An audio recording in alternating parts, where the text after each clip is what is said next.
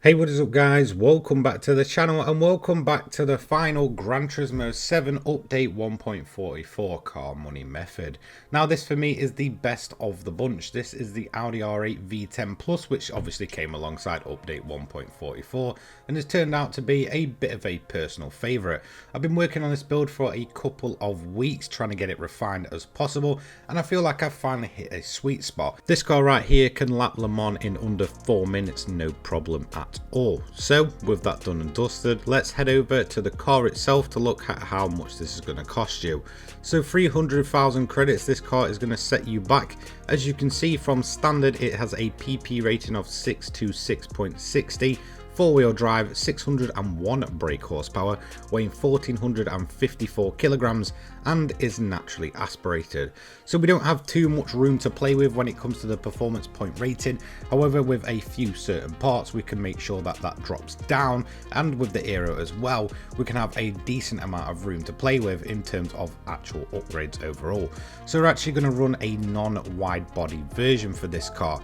In terms of the wheels up next, to be honest, you can run pretty much anything. They aren't necessary for this build and they're not going to be critical to the overall build itself.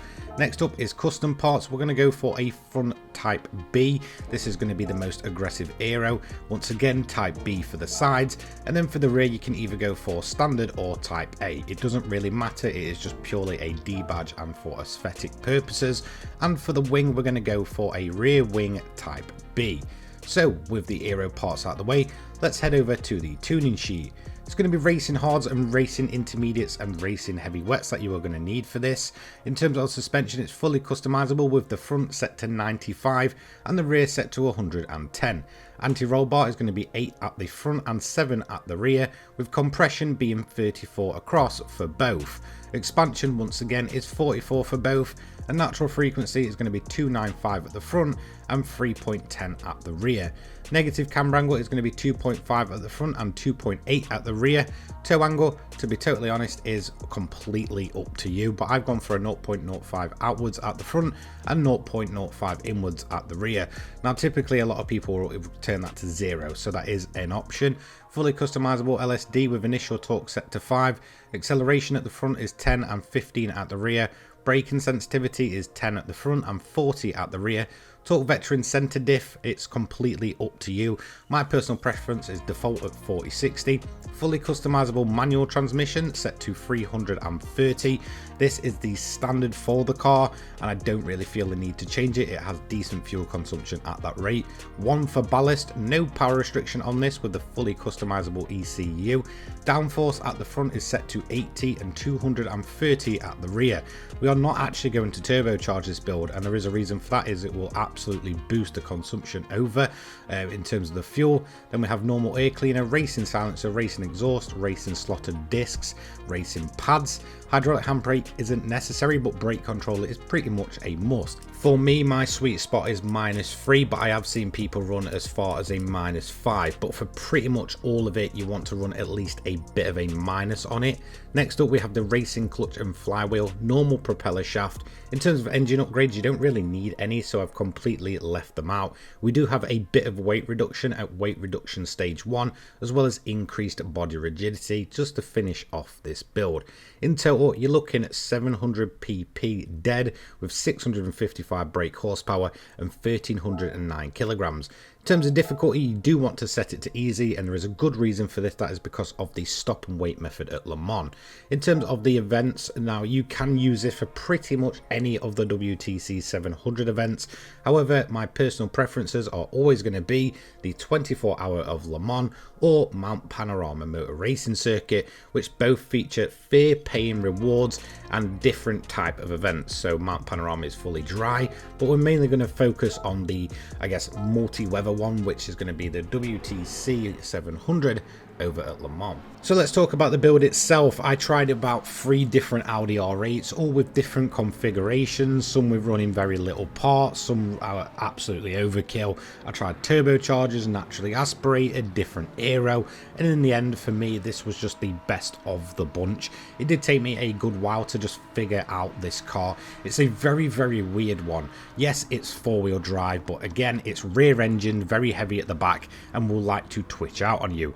Now I've done my best possible, I guess, tune for it, where it kind of reduces that, I guess, more twitchy and, I guess, weird handling style of the car. So hopefully it should have been resolved.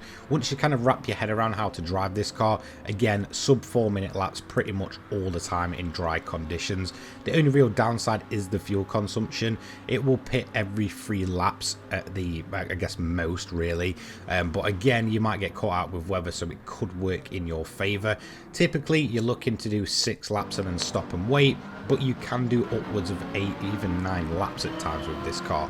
So to begin with, when it comes to the strategy, just set it to fuel mix 6, and that is pretty much the fuel strategy done for the entire race. So in terms of the race itself, it is super simple to do. I'm going to show you a bit of a weird time I had with this car. This is one of my very early runs with this exact build. Again, I ran it multiple times with different builds, and eventually this is the one I settled on.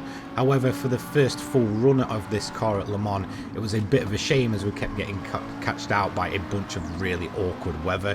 It would rain, stop, and yeah, we ended up pitting 3 times in the end in a 6-lap period. So I am going to show you the stop and wait method as well.